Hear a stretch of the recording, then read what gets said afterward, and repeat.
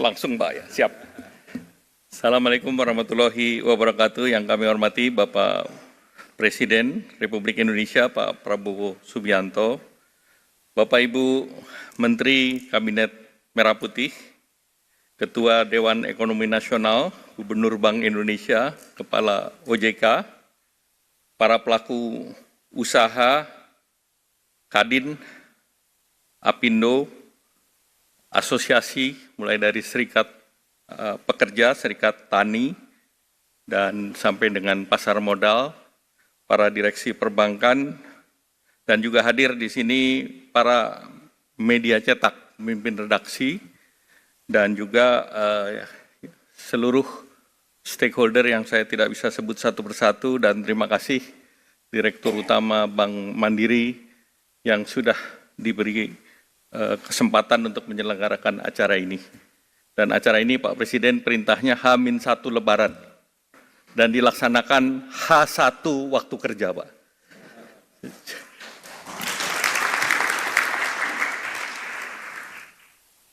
Pertama, izinkan kami mohon maaf lahir dan batin dalam rangka Hari Raya Idul Fitri. Dan kedua, sesuai arahan Bapak Presiden, kami ingin menyampaikan terkait dengan kondisi makroekonomi. Kalau kita lihat secara pertumbuhan ekonomi C2C atau quarter to quarter, pertumbuhan tetap 5,03%, relatif tinggi, dan secara spasial Papua Barat, Maluku, itu juga tumbuhnya di atas nasional. Nah, ini seluruhnya akibat dari hilirisasi dan juga kontribusi terbesar berada dalam sektor yang seperti tadi disampaikan Bapak Presiden, sektor industri atau sektor manufaktur yang hampir 19% daripada PDB. Dari segi inflasi, ini terkendali. Inflasi hari ini sudah dilaporkan itu angkanya sedikit di atas 1%, dan ini Indonesia termasuk salah satu yang terendah di dunia ataupun di global, baik di level ASEAN, G20 maupun yang lain. Dari segi indeks keyakinan konsumen masih tetap tinggi di 126,4, di atas 100, konsumen masih optimis. Kemudian dari sisi indeks penjualan real bulan Februari ada terkontraksi sedikit, namun pada saat menjelang Lebaran dia agak naik sedikit. Neraca pembayaran surplus 7,2 miliar, pertumbuhan kredit relatif juga baik di angka bulan Februari 10,4%, dan dana pihak ketiga ataupun deposito masyarakat ataupun dana yang ditaruh di perbankan di atas 5%, di atas pertumbuhan ekonomi yaitu 5,7%, dan kita masih punya cadangan devisa yang cukup tebal, yaitu 154 miliar US dollar dan cukup untuk biaya impor 6,4 bulan dan juga untuk pembayaran hutang. Dari segi perdagangan, di bulan Februari kita juga surplus 3,12 miliar dolar dan ini surplus sepanjang 58 bulan terus-menerus. Dari segi peringkat investasi, daya saing kita naik di nomor 27 dari 67 negara berdasarkan data IMD, ini naik 7 tingkat, dan juga kinerja perekonomian dan efisiensi bisnis relatif baik, itu yang dilaporkan oleh IMD, dan secara kredit rating kita berada setingkat di atas investment grade, baik itu dilakukan oleh S&P, Moody, Fitch, dan GCR. Bahkan Moody menyatakan bahwa ketahanan Indonesia itu akibat dari domestic market yang relatif kuat dan komitmen pemerintah menjaga kredibilitas kebijakan moneter dan fiskal, dan juga kebijakan hilirisasi komoditas dan peningkatan daya saing di sektor manufaktur ini bernilai positif, dan juga terkait dengan supply chain termasuk ketersediaan bahan baku atau bahan mentah untuk ekspor. Kalau kita lihat dari segi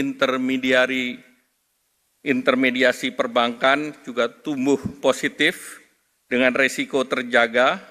Tadi sudah saya sampaikan bahwa DPK kita di atas 5% dan penyaluran kreditnya di atas 10,42%.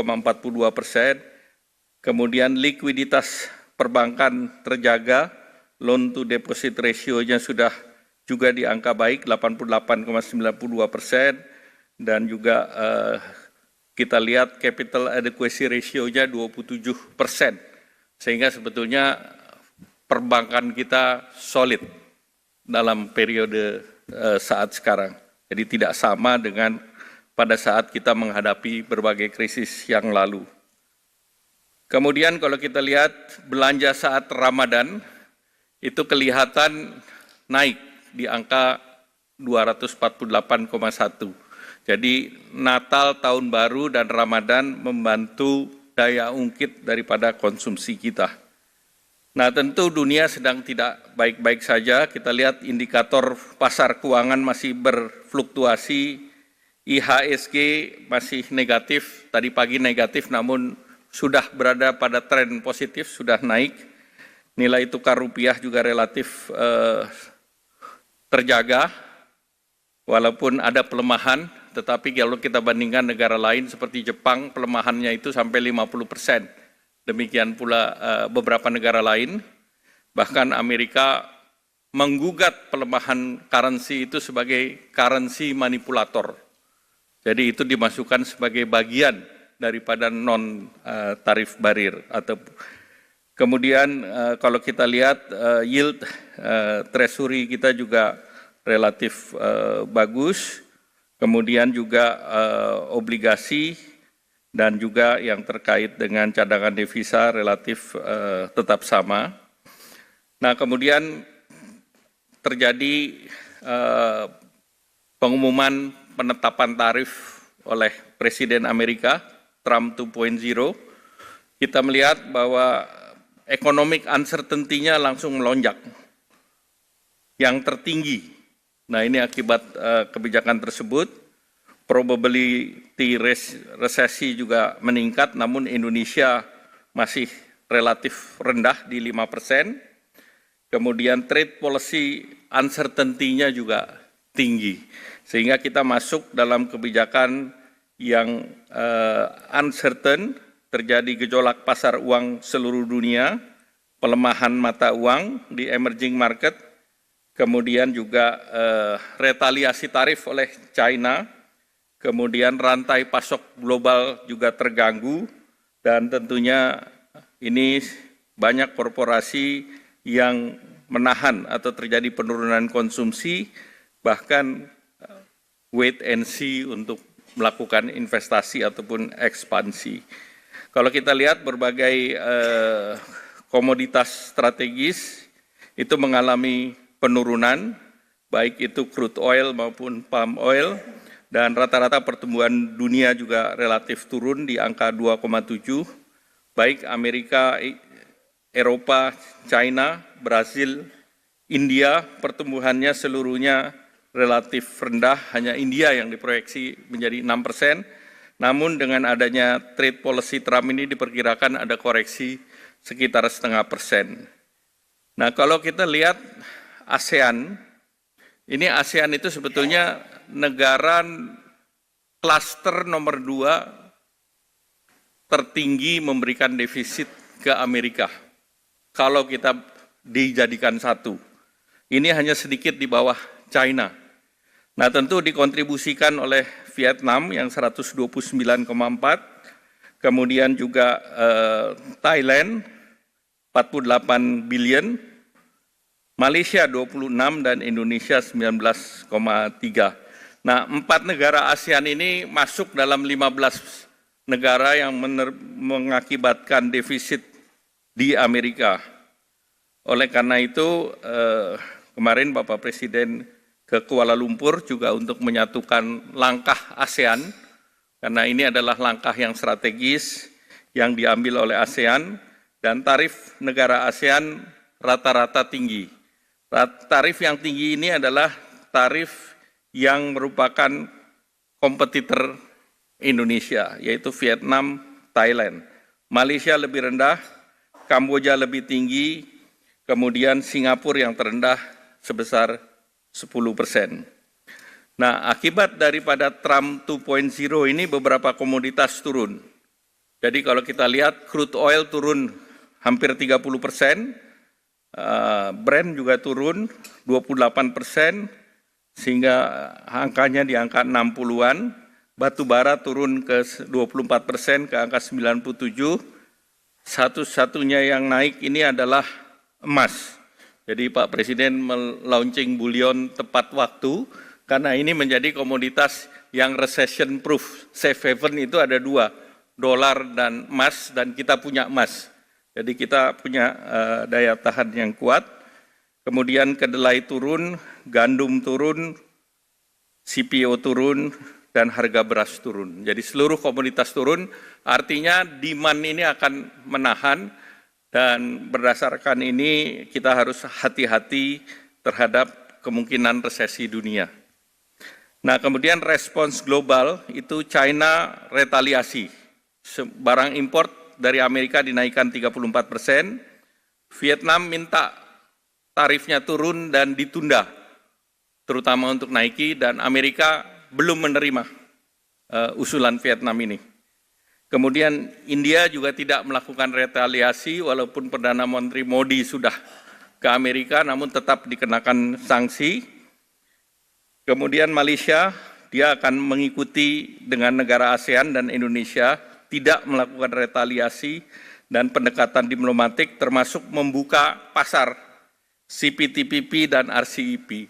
RCEP itu di ASEAN, dan Indonesia juga mendorong intra-ASEAN trade untuk ditingkatkan. Thailand juga akan terus negosiasi dan akan mendorong sebagai sweetener adalah data center dan industri AI yang akan mengundang investasi Amerika ke Thailand. Kemudian Filipina relatif lebih rendah, 17%. Uni Eropa melakukan retaliasi dan membuka negosiasi, berhasil mengajukan ke WTO untuk menggugat kebijakan tarif Amerika. Nah, oleh karena itu arahan Bapak Presiden untuk merespons ini dalam beberapa kali pembicaraan dan bahkan dalam rapat, ini Indonesia memilih jalur negosiasi karena Amerika merupakan mitra strategis, kemudian juga revitalisasi perjanjian perdagangan dan investasi, di mana TIFA ini terakhir tahun 96. Jadi sudah menjadi sudah obsolete perjanjian ini. Malaysia juga akan mendekati Indonesia melakukan perjanjian TIFA. Kemudian sejumlah kebijakan antara lain deregulasi non-tarif measures. Ini antara lain yang diminta oleh Amerika, ICT untuk TKDN, terutama dari investasi Amerika yang ada di Pulau Batam, dan sebetulnya Amerika juga memberikan keleluasaan untuk free trade zone. Jadi ini juga menjadi bahan untuk kita bernegosiasi, karena mereka akan invest data center, baik Oracle, Microsoft, maupun terkait dengan trade. Kemudian evaluasi Lartas, termasuk percepatan halal sertifikasi, dan juga apa yang diinginkan Amerika adalah balancing neraca perdagangan. Jadi Vietnam yang minta untuk menolkan tidak direspons karena mereka tidak melakukan komitmen untuk membalans neraca. Tetapi arahan Pak Presiden, Pak Prabowo, bahwa kita akan meningkatkan produk dari Amerika, terutama juga produk agriculture yang kita tidak punya seperti soybean dan wheat dari negara penghasil agriculture yang kebetulan daerah ini adalah daerah konstituennya Republikan. Nah, kemudian juga pembelian daripada engineering product dan juga dengan pembicaraan dengan Menteri ESDM, juga kita arahan Bapak Presiden, kita juga disiapkan untuk membeli LPG dan LNG peningkatan dari Amerika, tetapi ini tidak menambah, tetapi realokasi pembelian, switch. Jadi tidak mengganggu APBN. Kemudian yang berikutnya juga memberikan insentif fiskal dan non-fiskal agar import dari Amerika bisa masuk dan daya saing ekspor kita meningkat. Nah, Indonesia dari kedutaan sudah bicara dengan USTR, Pak Presiden, kami laporkan surat Indonesia sudah dikirim dan sudah diterima oleh Amerika melalui Duta Besar Indonesia. Dan hari ini juga Duta Besar Amerika meminta waktu untuk pembicaraan lanjutan. Jadi mereka sudah terima surat yang diajukan, baik itu ke USTR maupun ke Sekretaris Commerce. Kemudian juga terkait dengan pemerintah juga sudah melakukan sosialisasi dengan asosiasi termasuk Kadin, Apindo, AmCham, USABC, dan 100 asosiasi lain. Mereka mengapresiasi karena mereka adalah perusahaan Amerika yang di Indonesia dan mereka berkepentingan juga untuk ekspor ke Amerika. Jadi mereka bersama kita. Nah, ini kita sudah rapatkan dan kita sedang siapkan teknisnya. Selanjutnya, karena yang paling terkena adalah tekstil, kita punya pengecualian. Jadi emas dan tembaga dikecualikan, Pak. Tidak masuk, termasuk juga furniture tidak dikenakan bea masuk setinggi itu, Pak. Mengapa dikecualikan? Karena timber mereka sedang perang dengan Kanada, sehingga mereka mencari alternatif lain untuk koper dan gold, karena mereka punya investasi di Indonesia, Pak. Sehingga tentu peluang kita untuk melakukan hilirisasi dari produk itu untuk masuk ke Amerika. Khusus untuk pakaian alas kaki, bagi Amerika ini bukan termasuk yang strategis, jadi ini bisa dinegosiasikan. Kemarin Nike dan beberapa perusahaan minta untuk Zoom langsung, Pak, dengan kami. Jadi ini kita akan respons. Dan kalau kita lihat dari negara pesaing kita, China, Vietnam, Kamboja, Bangladesh, tarifnya lebih tinggi dari kita. Jadi ini malah ada kesempatan kita untuk mereplace mereka. Demikian pula untuk di sepatu, kita lebih rendah tarifnya daripada RRT dan Vietnam.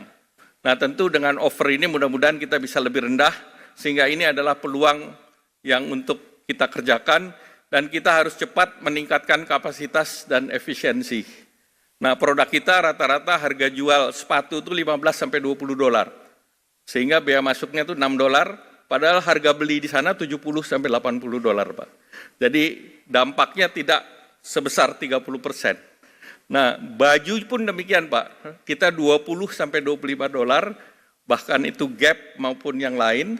Nah, dijualnya di sana 80-100 dolar juga. Jadi dampaknya mungkin tidak seberat yang kita pikirkan. Dan berikutnya, ekspor kita ke Amerika itu hanya 2,2% dari kita punya PDB, Pak. Slide berikut. Berbeda dengan Vietnam.